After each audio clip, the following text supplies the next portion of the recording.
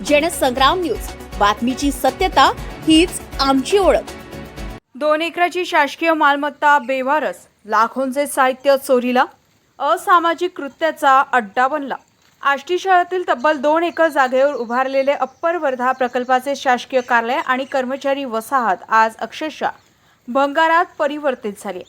संबंधित विभागाच्या दुर्लक्षामुळे लाखो रुपयांचे शासकीय साहित्य चोरीला गेल्याचा आरोप स्थानिक नागरिकांनी केला। एवढंच नाही तर हा परिसर आता असामाजिक प्रवृत्तीच्या व्यक्तींचा अड्डा बनल्याचा गंभीर आरोपही करण्यात येत आहे। सुमारे 40 वर्षापूर्वी पाटबंधारे विभागाने येथे प्रशासकीय कार्यालय, कर्मचारी निवासस्थाने आणि गोदाम उभारले होते। मात्र कार्यालय तळेगाव येथे हलवल्यानंतर संपूर्ण परिसर बेवारस पडला। त्यानंतर इमारतीमधील दरवाजे, खिडक्या, लोखंडी साहित्य, विद्युत उपकरणे आणि इतर मौल्यवान वस्तू चोरीला गेल्याची चर्चा परिसरात सुरू आहे। स्थानिक नागरिकांच्या म्हणण्यानुसार ओस पडलेल्या या जागेत संशयास्पद हालचाली वाढल्या असून काही असामाजिक घटक आणि वाळू माफियांची वर्दळही वाढली आहे। त्यामुळे परिसरातील नागरिकांमध्ये भीतीचं वातावरण निर्माण झालंय।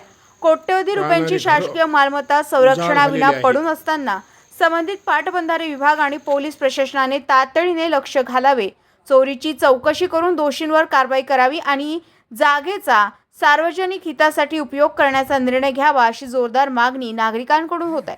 नरेश भार्गव, जनसंग्राम न्यूज, आष्टी।